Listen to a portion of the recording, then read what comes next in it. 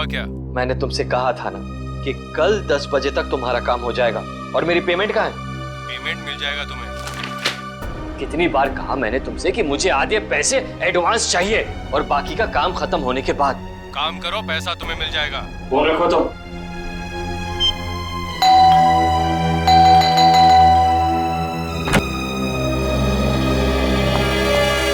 कविता, क्या बात है? इतनी घबराई भी क्यों? कविता,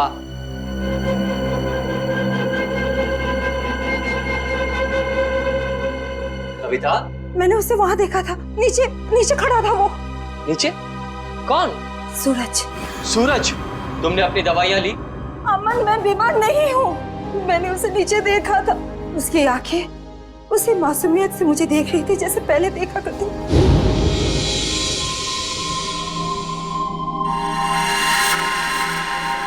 सूरज, सूरज तुम वापस आ गए?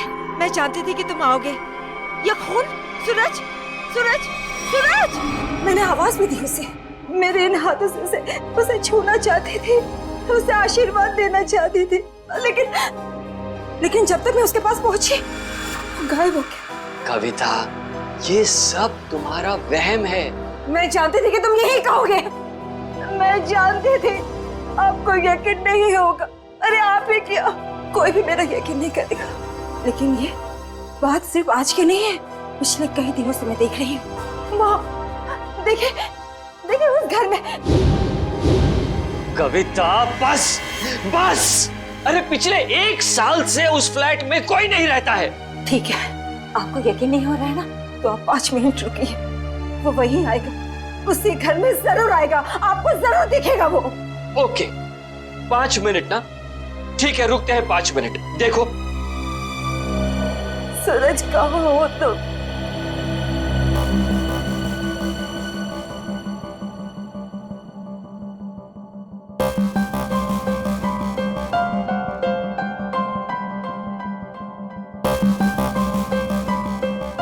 लो, हो गए तुम्हारे 5 मिनट।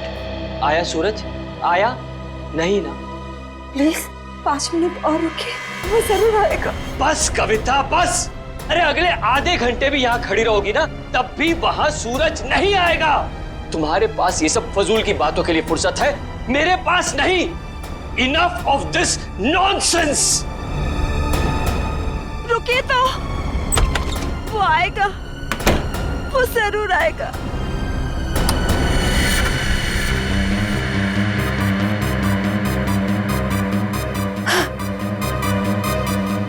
अमन, अमन जल्दी आइए। सूरज, वो देखिए सूरज।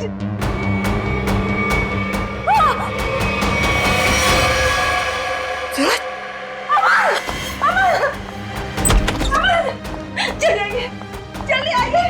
अरे अमन, सूरज गिर गया। कविता, आइए जल्दी, आइए। वो छत से गिर गया है, मैंने अपनी आंखों से देखा है। चलिए जल्दी। कविता क्या कर रही हो? अरे सबके सामने तमाशा मत करो प्लीज। अरे हमें सूरज को बचाना है। सूरज, सूरज! क्या हुआ मैम साहब? आप इस तरह चिल्ला क्यों रही हैं? कहाँ है सूरज? सूरज कहाँ गया? कौन सूरज मैम साहब? इस विंग में तो इस नाम के कोई भी साहब नहीं रहते। अमन, अमन मेरा यकीन करिए, सूरज को मैंने ऊपर बालकनी से गिरते हुए देखा था। नहीं गिरा था वो। देखो, यहाँ तो कोई भी नहीं है। है कोई दिख रहा है? नहीं ना? कविता, क्या कर रही हो तुम? मैम साहब, जरूर आपने कोई बुरा सपना देखा होगा मैम साहब। नहीं, ना ही मैंने कोई सपना देखा है और ना ही मेरा ये कोई वहम है। मैंने उसे अपनी आंखों से देखा है, समझे तुम? कविता, बस करो तुम। मैं अब और बर्दाश्त नहीं कर सकता। आज तुम्हारे इस वहम को मैं दूर कर ही देता हूँ। ये इसी मनुष्य फ्लैट से तुमने सूरज को कूदते हुए देखा था ना? यही है ना वो फ्लैट? मैं सच कह रही हूँ अमन, मैं सच कह रही हूँ। मैंने अपनी आंखों से देखा है उसे गिरते हुए।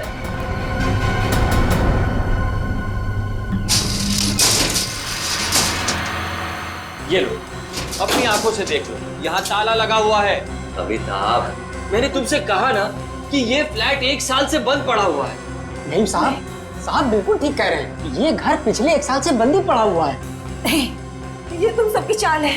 मेरे साथ ऐसा घिनौना मजाक करके तुम लोग मुझे गलत साबित करना चाहते हो। कविता, मैं तुम्हारा पति हूँ, इतना प्यार करता हूँ मैं तुमसे, क्या मैं तुम्हारे साथ ऐसा करूँगा? हाँ, इसका पता तो अब सीआईडी लगाएगी। तुम भी ना कविता, हद करती हो बस। हमारी किसी की बात तुम्हारे समझ में नहीं आती। अब सीआईडी को बुलाने की क्या जरूरत थी? कविता जी आप हैं? जी मैं हूँ। आप ही ने हमें फोन करके बुलाया? हाँ, मैंने किया था आप लोगों को फोन। तो बताइए क्या हुआ यहाँ पर? मैं आपको बताता हूँ सर। कविता आप क्या कौन है? मैं अमन, कविता का पति और सूरज का फैमिली लॉ। सूरज, वही जिसने छलांग लगाकर खुदकुशी की? हाँ वही। कविता जी मैं कह रहा हूँ आपसे, ये फ्लैट पिछले 1 साल से खुला नहीं है। हम आप सीआईडी का वक्त बर्बाद कर रही हैं। वैसे आप कौन है? मैं इस सोसाइटी का सेक्रेटरी। सोसाइटी के सेक्रेटरी है? तो फिर सेक्रेटरी साहब, अगर कविता जी ने किसी को छलांग लगाकर खुदकुशी करते हुए देखा है तो उसकी तहकीकात करना हमारा फर्ज है, समझे आप? अब हमारा वक्त बर्बाद करने की चिंता मत कीजिए। फ्लैट कहाँ है बताइए? जी ये चाबी है आपके पास? जी। तो खोलिए। कविता जी आप देख सकते हैं यहाँ सारा सामान ढका हुआ है, कोई यहाँ कैसे आएगा? यहाँ की साफ सफाई तक नहीं हुई है। सेक्रेटरी साहब, आप थोड़ी देर के लिए अपना मुंह बंद रखेंगे और सीआईडी को अपना काम करने दीजिए, ठीक है? जैसा आप ठीक समझे। हाँ तो कविता ये बताइए, कल रात को आपने सूरज को कहाँ पर देखा? जी वहाँ उस बालकनी में। बालकनी?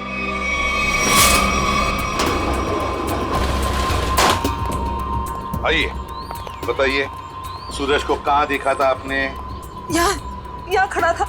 यहाँ पर? हाँ जी। और सर ये सब कल की बात नहीं, पिछले कई दिनों से मैं उसे यहीं देख रही हूँ। पर कविता जी ये हो कैसे सकता है? ये फ्लैट को बाहर से ताला लगा हुआ था और ये फ्लैट 6ठे माले पर है। भले ये फ्लैट 6ठे माले पर हो या 7वें माले पर, लेकिन यहाँ पर कोई तो आया था जरूर। कल रात को यहाँ पर कोई था, समझे? पर ये आप इतनी यकीन के साथ कैसे कह सकते हैं? ये मैं नहीं कह रहा हूँ, इस रेलिंग पर जो धूल जमी हुई है ना, ये हमें बता रही है। पर ये हो कैसे सकता है? कोई तो आया था यहाँ पे बालकनी में। ये बालकनी की रेलिंग पे ये मिट्टी देख रहे हो? यहाँ पे मिट्टी साफ है। ऐसा लगता है कोई यहाँ पे था जिसने इस रेलिंग के साथ छेड़छाड़ की। अब आप लोगों को मेरी बात पर यकीन हुआ ना सर? देखा अमन, मैं सच कह रही थी। एक मिनट। अगर किसी ने यहाँ से खुदकुशी की होती तो उसकी लाश कहाँ है? और इतने ऊपर से कूदने के बाद जमीन पर गिरते ही उसका सर फटा होगा, खून निकला होगा। जमीन पर ना उसकी लाश मिली, ना जमीन से खून के निशान। और तो और वॉचमैन तो कुछ देखता। अब हम देख लेंगे और पता भी लगा लेंगे। देख, नीचे चलते हैं।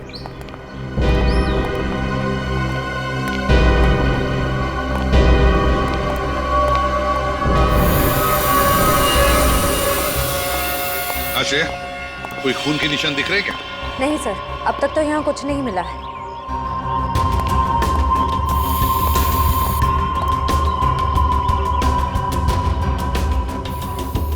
वॉचमैन, कल रात ड्यूटी पर थे ना तुम? साहब नहीं था। तो फिर तुमने देखा कैसे नहीं किसी को ऊपर से गिरते हुए? साहब रात में मैं ही यहाँ पे बैठा हुआ था। ये मेम साहब अचानक यहाँ आई और बोलने लगी कि सूरज ऊपर से कूद गया। अच्छा एक बात बताओ, कल कोई अनजान आदमी आया था कल रात को यहाँ इस विंग में? नहीं साहब, इस विंग में जो लोग रहते हैं वही लोग आए थे साहब। आप चाहें तो मैं आपको रजिस्टर भी दिखा सकता हूँ साहब। सर हाँ? सर खून के कोई ट्रेसेस नहीं मिले वहाँ पे। ऐसे कैसे हो सकता है? आप लोगों को कुछ सबूत मिला है ना बालकनी में किसी की मौजूदगी का?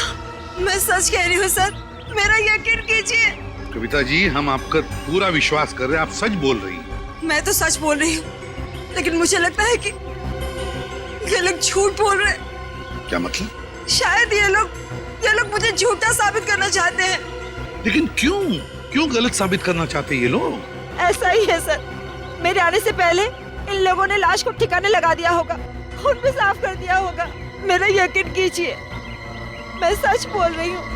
कविता, तुम सबके सामने पतंग खड़ा कर रही हो। एक मिनट सर, आप नहीं सर, मैं सच बोल रही हूँ। सर आप मेरी पत्नी की बातों को ज्यादा गंभीरता से मत लीजिए। दरअसल उसका दिमागी इलाज चल रहा है। दिमागी इलाज चल रहा है? क्यों, किस लिए? उसे हेलुसिनेशंस होते हैं सर। उसे ऐसे लगता है जैसे सब लोग उसके खिलाफ हैं। और जिस सूरज की वो बात कर रही है ना, उसकी तो 1 साल पहले मौत हो चुकी है। सूरज की मौत 1 साल पहले हुई थी? जी। अच्छा, और फिर भी इस बात का तो नजरअंदाज नहीं कर सकते ना कि आपकी पत्नी कविता ने किसी को ऊपर से छलांग लगाकर खुदकुशी करते हुए देखा है। एक बात बताइए, सूरज की मौत हुई कैसे थी? सर, सूरज ने फ्लैट से कूदकर आत्महत्या कर ली थी। वैसे आप कौन है? मैं सूरज का चचेरा भाई प्रतीक और ये मेरी पत्नी नताशा। एक बात बताइए, सूरज ने आत्महत्या क्यों की? सर, सूरज को अपने पिता से बहुत लगाव था और उनकी मौत के बाद उसके पास जिंदा रहने का कोई मकसद ही नहीं बचा था। कविता जी, एक बात बताइए, क्या आपने 1 साल पहले सूरज को कूदते हुए देखा था अपने घर से? तभी मैं इस शहर में नहीं थी सर। मेरे वापस आने के बाद मुझे बताया गया था, लेकिन मुझे यकीन ही नहीं हुआ। माँ बाप की मौत हर बच्चों के लिए बहुत बड़ा सदमा होती है, लेकिन इसका मतलब ये नहीं है कि आप अपनी जिंदगी का अंत ही कर दो। सर, मैं पूरे यकीन के साथ कह सकती हूँ कि सूरज जिंदा था। पिछले कई दिनों से मैं उसे देख रही थी। कविता, सर आप यकीन कीजिए सर। बस करो। तुम्हारी तबीयत ठीक नहीं है। हाँ? चलो घर चलो, तुम्हारे आराम का वक्त हो गया। अमन, मैं सच क्या है? Excuse me sir. सर, चलो चलो चलो चलो मेरे साथ। चलो। अमन, मैं सच बोल रही हूँ। सर, कविता आंटी को सूरज की मौत का बहुत गहरा सदमा लगा है, इसलिए उसके कूदने का दृश्य उनकी आंखों के सामने बार बार आता रहता है। सर, कविता आंटी की अपनी कोई संतान थी नहीं और वो सूरज को अपने बेटे समान मानती थी। सूरज को हॉस्पिटल कौन ले गया था? मैं, नताशा और अमन अंकल, हम तीनों मिलकर लेकर गए। सर, मैं भी था। आप? शेखर, सूरज के पिता का बचपन का दोस्त। कौन से हॉस्पिटल ले गए थे सूरज को? Sir, city hospital. City hospital. Suraj की मौत 1 साल पहले हुई है, तो पता लगाना पड़ेगा कि लोकल पुलिस स्टेशन का कौन सा ऑफिसर उस केस को देखता था और फिर उसे लेकर सिटी हॉस्पिटल जाना पड़ेगा। 16 दिसंबर 2012 की रात थी जब सूरज को इस हॉस्पिटल में लाया गया था। काफी नाजुक हालत थी उसकी, कंधा टूट गया था उसका, सर पे भी गहरी चोट आई थी। लग नहीं रहा था कि वो बचेगा। लग नहीं रहा था? बिल्डिंग से कूद के उसकी मौत हो गई थी ना? मौत? नहीं सर, इस हॉस्पिटल के डॉक्टर इतने काबिल थे, उन्होंने उसको बचा लिया था। क्या सूरज जिंदा है? नहीं सर, वो मर चुका है। अरे अभी तो तुम कह रहे थे कि डॉक्टरों ने उसे बचा लिया था। सर, वो बच गया था और उसके जीने की पूरी तमन्ना खत्म हो चुकी थी।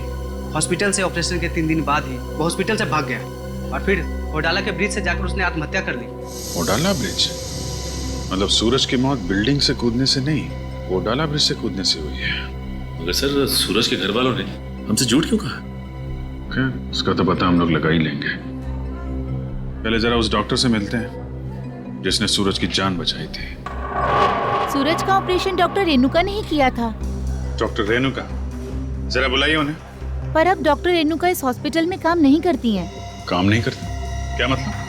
सर, जिस दिन सूरज हॉस्पिटल से भाग गया था उस दिन डॉक्टर रेणुका भी हॉस्पिटल में आखिरी बार ही दिखी थी। सर, हो सकता है डॉक्टर रेणुका ने ही मदद की हो सूरज की हॉस्पिटल से भागने में, क्योंकि इतनी गहरी चोट लगने के बाद कोई आदमी अकेले तो भाग नहीं सकता। ठीक है। जब सूरज का ऑपरेशन हो रहा था तो आप भी थी ना ऑपरेशन थिएटर में? हाँ सर, सूरज का बच पाना तो लगभग असंभव था, मगर डॉक्टर रेणुका ने तो कमाल कर दिखाया। उन्होंने सूरज की जान बचा ली। हॉस्पिटल में सब लोगों ने उनकी तारीफ भी की थी। जब सूरज इतना घायल था तो वो हॉस्पिटल से भागा कैसे? आपके हॉस्पिटल की सिक्योरिटी ठीक नहीं लगता है? पता नहीं सर कैसे भाग गया। डॉक्टर रेणुका ने तो उन्हें नींद का इंजेक्शन भी दिया था। लगभग 3 घंटे तक तो उन्हें होश ही नहीं आना चाहिए था। ठीक है, आप जरा हमें रेणुका जी के सारे डिटेल्स दीजिए, सारे रिकॉर्ड्स। ओके सर, मैं अभी लेकर आती हूँ। रेडी? पता करो उस रात सिक्योरिटी में कौन था, लेके आओ। सचिन, आप इनके साथ होडाला ब्रिज जाओ, देखो कहाँ से छलांग मारी थी उस सूरज ने। सर आइए। आदे? नहीं, अभी तो मैं हॉस्पिटल में ही हूँ। हाँ, कुछ हैरत अंगेज चीजें पता चली है, मिलके बताता हूँ। Okay bye. सर, उस रात ये वॉचमैन ड्यूटी पे था। एक घायल आदमी हॉस्पिटल से भाग गया है? ड्यूटी पे सोते हो क्या? साहब, मैंने उसे रोकने की पूरी कोशिश की थी, लेकिन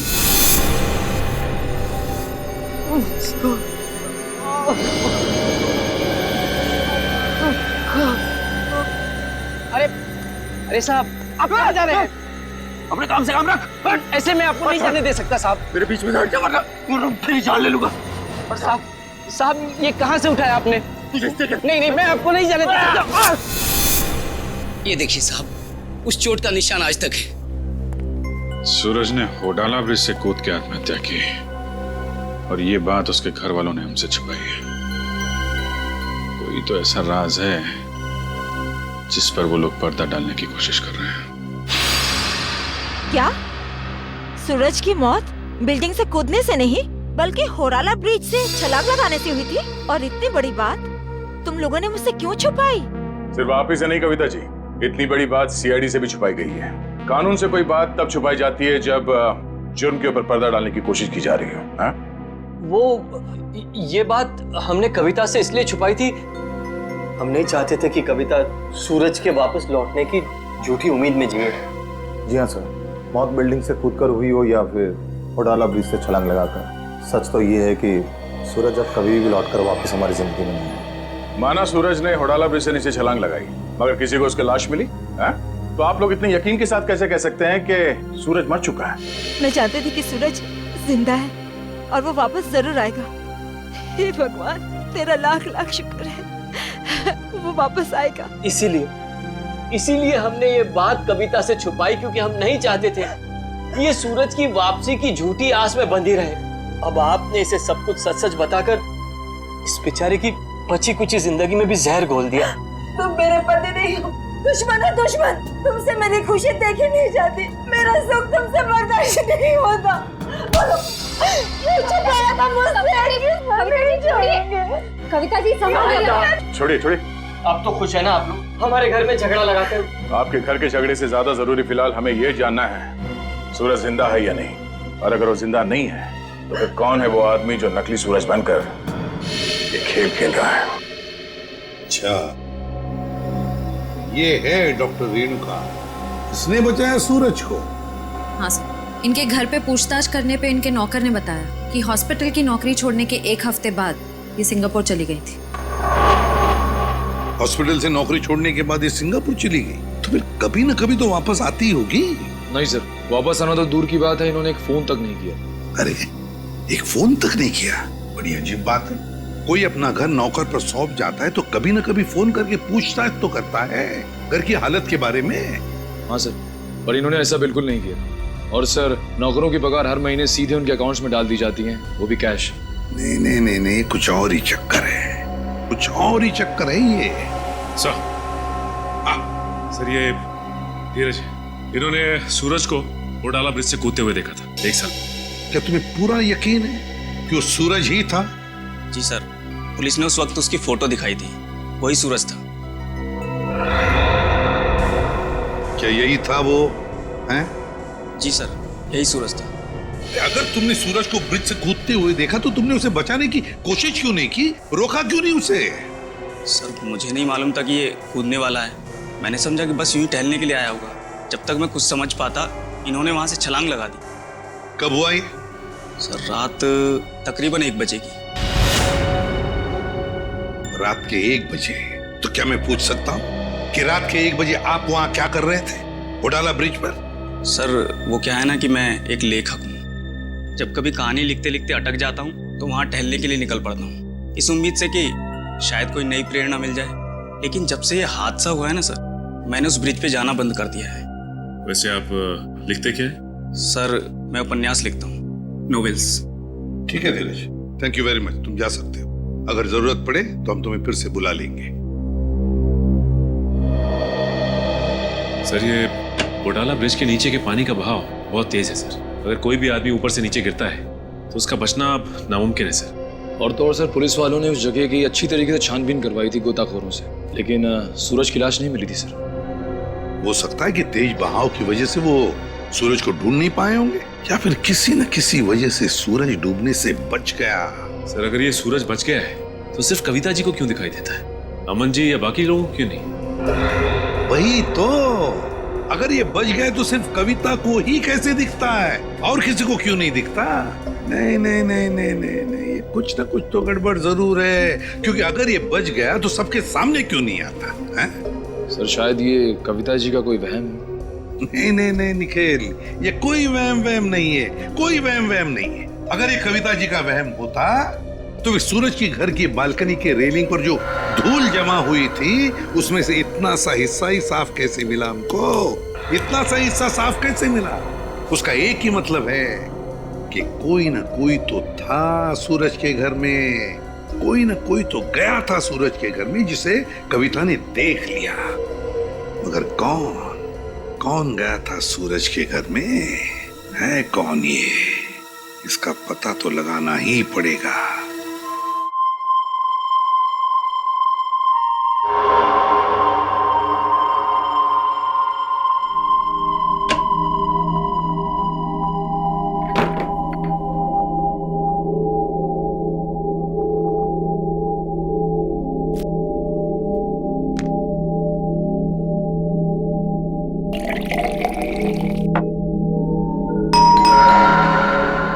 इस वक्त कौन हो सकता है?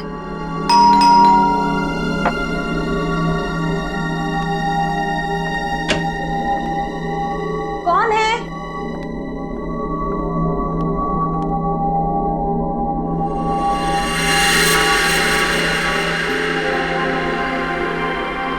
सूरज, सूरज, आज सबके मुंह पे ताला लग जाए।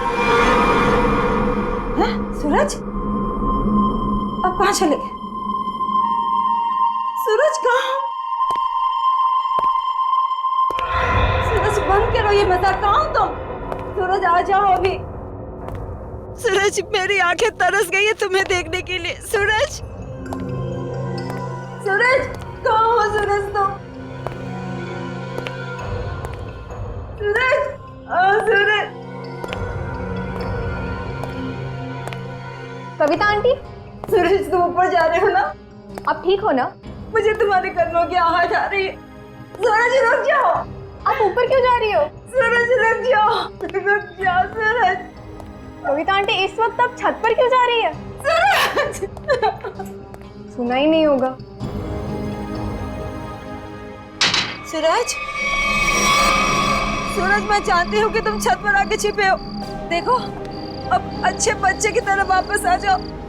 अब मेरे सब्र का और इम्तिहान मत लो सूरज। कहाँ हो तुम? अब अगर तुम 5 गिनने तक बाहर नहीं आए ना, मैं तुमसे कभी बात नहीं करूंगी। 1, 2, 3, 4।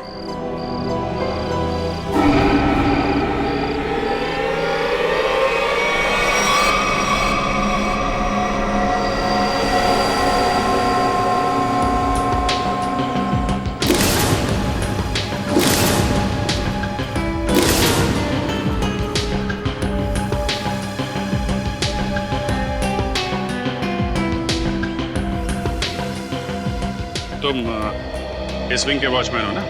जी साहब। कैसे हुआ ये सर? साहब, कल रात तकरीबन 2 बजे मुझे किसी की चीख सुनाई दी। देखा तो कविता मैम साहब लहूलुहान जमीन पर पड़ी हुई थी। सर, मैं सोच भी नहीं सकता था कि सूरज के गम में कविता आत्महत्या। पता नहीं आजकल के लोग इतना कमजोर क्यों हो गए। दुख बर्दाश्त करने की किसी में भी शक्ति नहीं रही। सर, सही है, देखिए।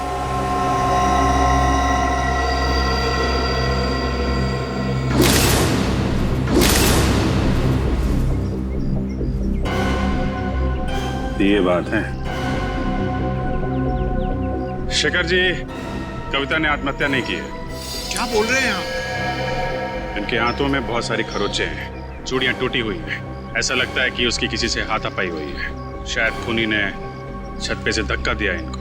वैसे ये बताइए कि आप में से किसी ने भी कविता जी को छत पे जाते देखा क्या? हाँ सर, मैंने देखा था। वो ऊपर जा रही थी सीढ़ियों से।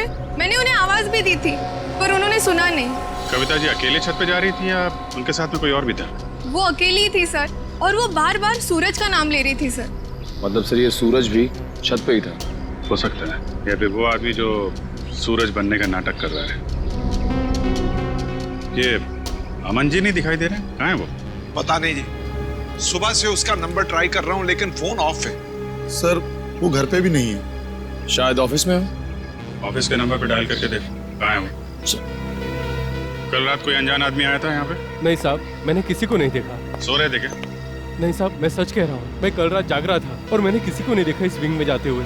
अगर जाग रहे थे तो किसी और को कविता के साथ छत पे जाते हुए क्यों नहीं देखा तुमने? मुझे तो ये भी नहीं पता साहब कि कविता मैम छत पे कैसे चली गई। छत का दरवाजा हमेशा बंद रहता है। चाबी किसके पास रहती है? चाबी मेरे पास रहती है साहब। लाओ चाबी लो। सर, ये देखिए, चाबी में चिकनाहट है। चिकना तो है। साबुन, लगता है किसी ने साबुन पे चाबी का निशान लिया है और डुप्लीकेट चाबी बनाई है। नहीं साहब, मैंने किसी को चाबी नहीं दी थी साहब। तुमने कुछ नहीं किया, लेकिन लापरवाही तो की है ना तुमने। केबिन में तुमने चाबी लावारिस छोड़ दी होगी और इस बात का फायदा उठाकर किसी ने डुप्लीकेट चाबी बनवा ली। खूनी जो कोई भी है, छत पे जरूर कोई निशान छोड़ा होगा उसने। बॉडी को पोस्टमार्टम के लिए भिजवा दो।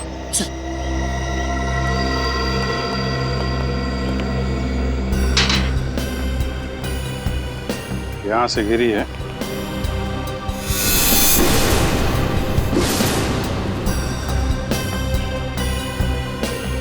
चूड़ी, इसका मतलब यहीं से खूनी ने कविता जी को नीचे फेंका है।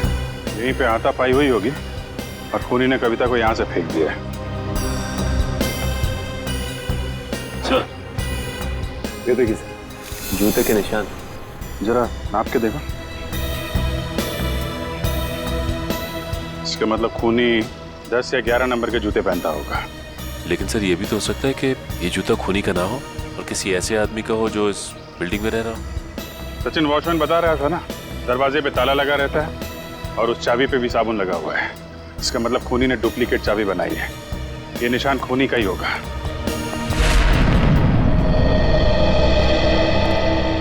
क्या पता चला ऑफिसर? सर, उनके ऑफिस ने बताया कि अमन जी कल दिल्ली जाने वाले थे कॉन्फ्रेंस के लिए, लेकिन वो दिल्ली पहुंचे ही नहीं। दिल्ली पहुंचे ही नहीं? हाँ सर, उनकी फ्लाइट की टिकट ही बुक थी, लेकिन वो मुंबई एयरपोर्ट तक ही नहीं पहुंचे। सर, कहीं ऐसा तो नहीं कि अमन जी ने ही कविता जी को? कैसी बात कर रही हैं आप? अमन कविता से बहुत प्यार करता था और वो कविता के लिए अपनी जान तक दे सकता था। ऐसी बात है तो फिर अमन गायब क्यों हो गया? बीवी की मौत हो गई और पति लापता।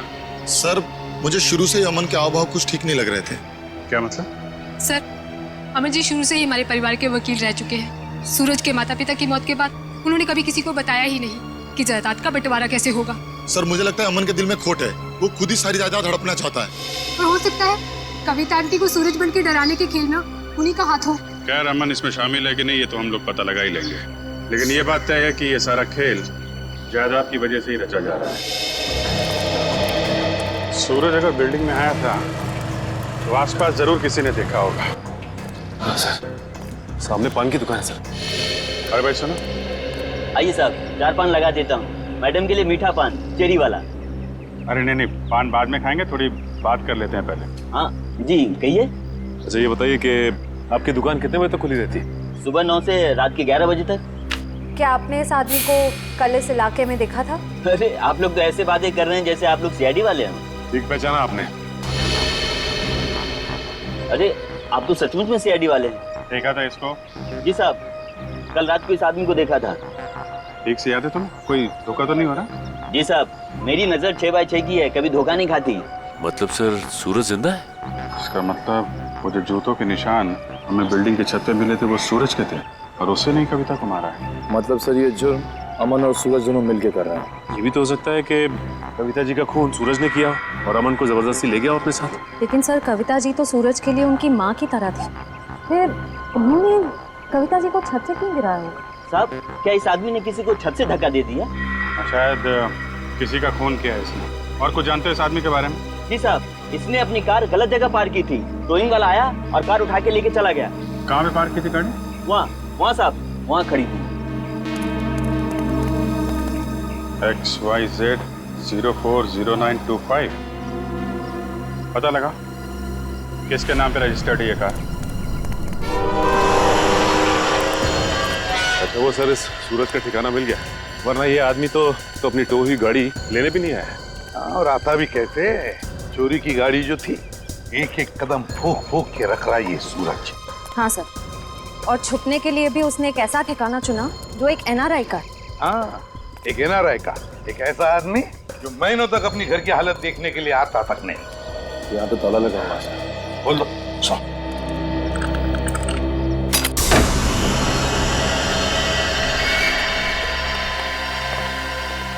इस कमरे में से तो बहुत बुरी तरह से बदबू आ रही है। ऐसा लगता है जैसे कोई लाश है। कोई लाश ही सड़ी है इस घर में। ढूंढो, देखो कहाँ पर है वो लाश।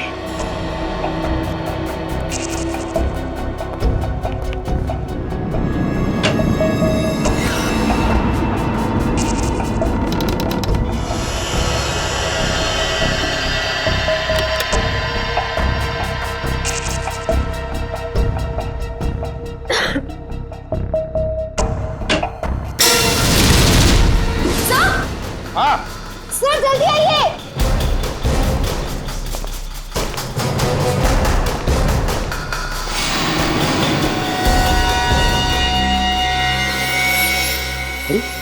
तो रेणु का है, यही है ना वो डॉक्टर जिसने सूरज पर इलाज किया था? हाँ सर, ये रेणुका ही है। लेकिन सर इसके नौकर ने तो बताया था कि रेणुका सिंगापुर गई। जरूर रेणुका ने झूठ कहा था अपने नौकर को कि वो सिंगापुर जा रही है। सर ये देखिए, गले पे निशान।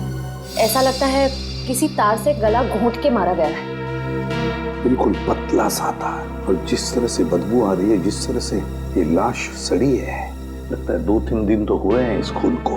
सर ये देखिए, उसके हाथ पे भी निशान है। वो इधर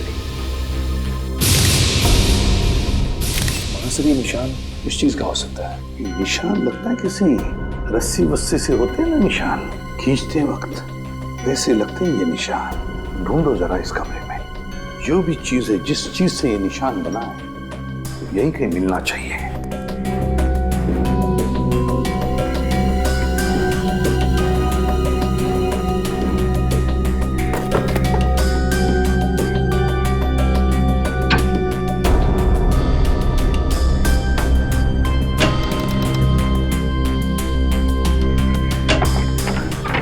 माय गॉड, सचिन ये देखो क्या है यहाँ पर कबर्ड में। डमी।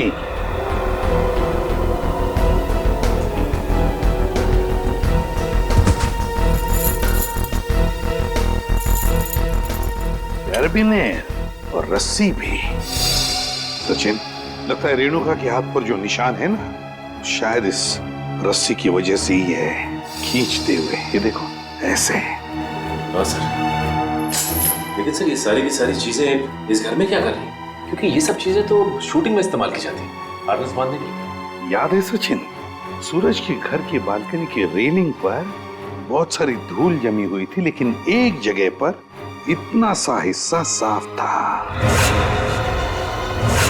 जरूर इस रस्सी की वजह से ही होगी वो जगह साफ। मतलब सर ये सूरज का बालकनी से कूदना कविता जी का वहम नहीं था, बल्कि रेणुका और सूरज दोनों की मिलीजुली साजिश थी। बिल्कुल सचिन, ऐसा ही होगा।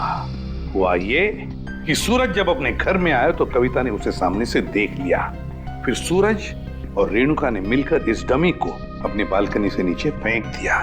तब कविता को शायद ऐसे लगा कि सूरज अपनी बालकनी से कूद पड़ा, तो वो अपने पति के साथ नीचे दौड़ कर आई, और यहाँ सूरज और रेणुका इस डमी को ऊपर खींचने लगी इस रस्सी से, और इसीलिए खींचने की कोशिश में रस्सी के जख्म के निशान रेणुका के दोनों हाथों पर आ गए। मगर सर ये सारा का सारा प्लान रेणुका और सूरज का था। एक बात समझ में नहीं आई, ऐसी क्या मजबूरी आई सूरज के सामने कि उसे रेणुका को मारना पड़ा? शायद रेणुका सूरज को ब्लैकमेल कर रही थी। Double game. काम करो, इस रेणुका के सारे फोन रिकॉर्ड चेक करो, सारे फोन रिकॉर्ड, और साथ में ये भी पता लगाओ कि ये डमी, ये कैरबिनेर और ये रस्सी कहां से खरीदे गए थे। पता चलेगा इस पूरे प्लान के पीछे किसका हाथ है, किसका दिमाग है। आद्या, क्या ग्रेट वर्क सचिन। पता चल गया उस दुकान का जहां से वो डमी खरीदा गया था। अब पता चलेगा कि असली सूरज कौन था और नकली सूरज कौन।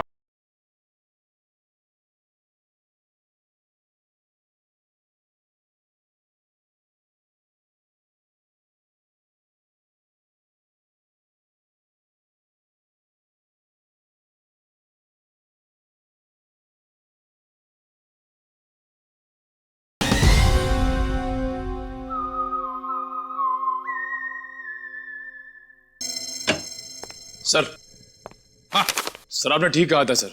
वाकई में रेणुका के कॉल रिकॉर्ड से दूध का दूध और पानी का पानी हो गया सर। क्या पता चला फोन रिकॉर्ड से? ये देखिए सर, पिछले 1 साल में रेणुका को सबसे ज्यादा कॉल इस नंबर से आया सर, और ये नंबर अमन जी का है। हाँ, सबसे ज्यादा फोन अमन से आए हैं। तो क्या अमन हमसे झूठ बोल रहा है? कहीं अमन भी तो मिला नहीं इसमें? हो सकता है सर, हो सकता है कि अपनी बीवी की मानसिक स्थिति का फायदा उठाया उसने और ये सारा ड्रामा रचा सूरज का, ताकि वो अकेले उसकी प्रॉपर्टी का हकदार बन जाए। सर एक बात मेरी समझ में नहीं आ रही है, वो सूरज जिसे उस पान वाले ने देखा था वो असली सूरज था या नकली? वो असली भी हो सकता है श्रेया। भले ही सूरज ने होडाला ब्रिज से छलांग लगाई, मगर उसकी लाश कहाँ मिली है किसी को? अब तक किसी को भी उसकी लाश नहीं मिली है। लेकिन सर सूरज को तो काफी लगाव था कविता जी से, तो वो ऐसी हरकत क्यों करेगा? कहीं ऐसा तो नहीं कि ये सूरज नकली है? आद्या, क्या ग्रेट वर्क। सचिन, पता चल गया उस दुकान का जहां से वो डमी खरीदा गया था। अब पता चलेगा कि असली सूरज कौन था और नकली सूरज कौन। सर हीरोइन की वीक्स तो मैं आपको 20 तरह की भिजवा सकता हूँ सर। आप सुनिए तो सर, पर आपकी एक्ट्रेस इतनी सनकी है, उसे एक भी वीक पसंद नहीं आता सर। हाँ ठीक है, भिजवा तो दूंगा, पर हाँ हर वीक का 1500 रुपया लगेगा डिपॉजिट के तौर पर। मंजूर है? Okay sir. क्या भाई साहब, मेरे लायक भी कोई विग है क्या? क्यों नहीं सर, एक मिनट। हाँ सर, आपकी पर्सनैलिटी को देख के ये विग जचेगा सर। नहीं, मेरे हिसाब से इनके ऊपर ये विग सूट करेगी, और मेरे ऊपर ये वाली, और फ्रेडी तुम्हारे ऊपर ये थोड़े लंबे बाल चाहिए ना, इनके ऊपर ये वाला जचेगा। सर ये कैसा मजाक है? मजाक नहीं, हम लोग सीआईडी से हैं। सीआईडी? जी हाँ। कौन आया था इनमें से आपके पास? नहीं सर, कोई नहीं आया था सर। ध्यान से देखो, हो सकता है इनमें से कोई आदमी ये डमी लेने आया हो। हाँ सर, ये डमी तो वो आदमी किराए पर लेकर गया था सर, और वापस आ ही नहीं सर। कौन था वो आदमी? सर एक मिनट, मैं देख के बताता हूँ। मिल गया, धीरज नाम था उसका सर। सर उस आदमी का नाम भी तो धीरज था ना, जिसने सूरज को ब्रिज से कूदते हुए देखा था। अच्छा भाई साहब, ये उस आदमी के चेहरे पे कोई कटा हुआ निशान था क्या? हाँ सर, ऐसा ही कटा हुआ निशान था सर। तो ये धीरज भी शामिल है इस षड्यंत्र में, अमन और रेणुका के साथ। रेडी, पता लगाओ इस धीरज का मोबाइल इस वक्त कहाँ पे है। अरे वो पिक्चर देखी है मैंने यार, बहुत घटिया है। अरे क्या बात कर रहा है यार, वो पिक्चर इतनी घटिया कैसे हो सकती है? भाई उसका डायरेक्टर जाना माना है, और गाने जबरदस्त, एकदम जबरदस्त हैं। कानून के गाने भी बहुत जबरदस्त होते हैं। कानून के गाने? आप लोग अरे अभी गाना शुरू नहीं किया, कहाँ जा रहे हो? अरे सुनो तो। अरे अब सीधे सीधे बता ना। बताता। सूरज के ब्रिज से गिरने की मैंने मनगढ़ंत कहानी सुनाई थी। क्यों बनाई थी? क्योंकि मुझे इस काम के लिए 1 लाख रुपए दिए गए थे। 1 लाख रुपए? किसने दिया था? उसका नाम है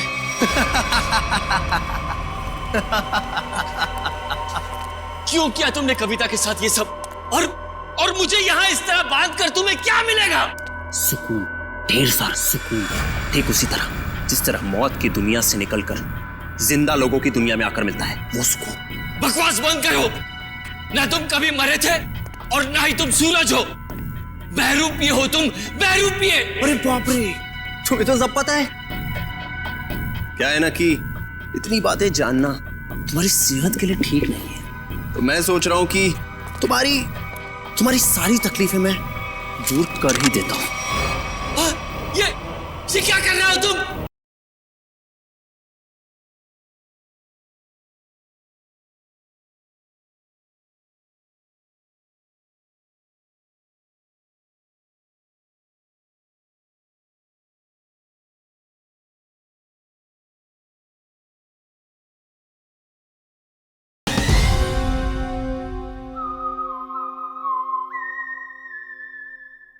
इतनी बातें जानना तुम्हारी सेहत के लिए ठीक नहीं है, तो मैं सोच रहा हूं कि तुम्हारी सारी तकलीफें मैं दूर कर ही देता हूं। ये क्या कर रहे हो तुम? रुक जाओ जतिन, इसकी टिकट काटने से पहले इसे देख लेने दो कि ये सारा खेल किसका रचा हुआ है। तुम? हाँ मैं कभी सोच भी नहीं सकता था कि इस सब के पीछे तुम हो। तुम्हारे सोचने की शक्ति वैसे भी कभी कुछ खास रही नहीं और अब अपने जीवन के आखिरी पलों में अपने दिमाग पर जोर डालना बंद करो। हम ही सब कुछ आपको बता देते हैं। क्यों जतिन? क्या है ना कि तुम्हारे मरने के बाद मैं कोर्ट जाऊंगा, सूरज बनकर सरकारी कागजों पर दस्तखत करूंगा। फिर क्या है, सारी जायदाद हमारी। क्यों बॉस? अरे तुम लोगों को प्रॉपर्टी चाहिए थी तो मुझसे पहले ही कह देते। कविता की जान लेने की क्या जरूरत थी? बहुत अफसोस है कविता की मौत का। जतिन चलो अब देर मत करो, इसे भी भेज दो कविता के पास, भेज दो। Just boss.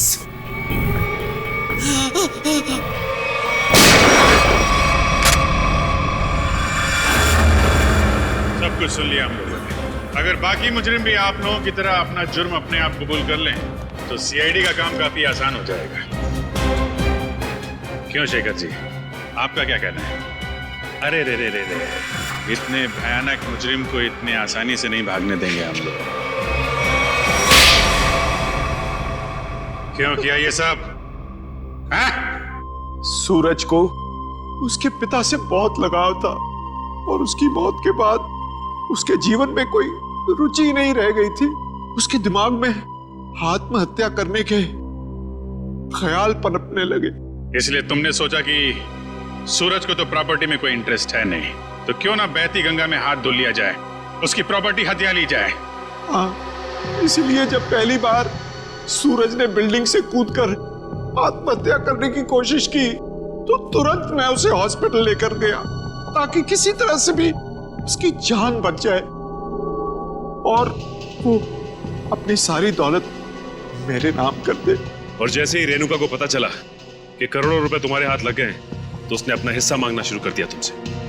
हाँ, लेकिन गड़बड़ तब हुई जब वो दोबारा हॉस्पिटल से भाग गया। मैंने और रेणुका ने बहुत ढूंढा उसे और तब हमने देखा कि सूरज, सूरज नहीं, सूरज मेरा पीछा मत करो, मेरे पीछे मत आओ, मेरा मर जाना है, ठीक है? नहीं, मुझे दोबारा बचाने की कोशिश मत करो। नहीं सूरज, ऐसा बर्ताव मत करो।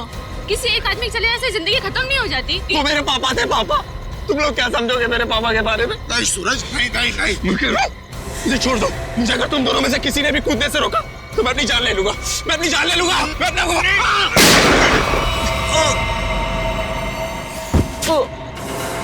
क्या सूरज को तुमने मार डाला?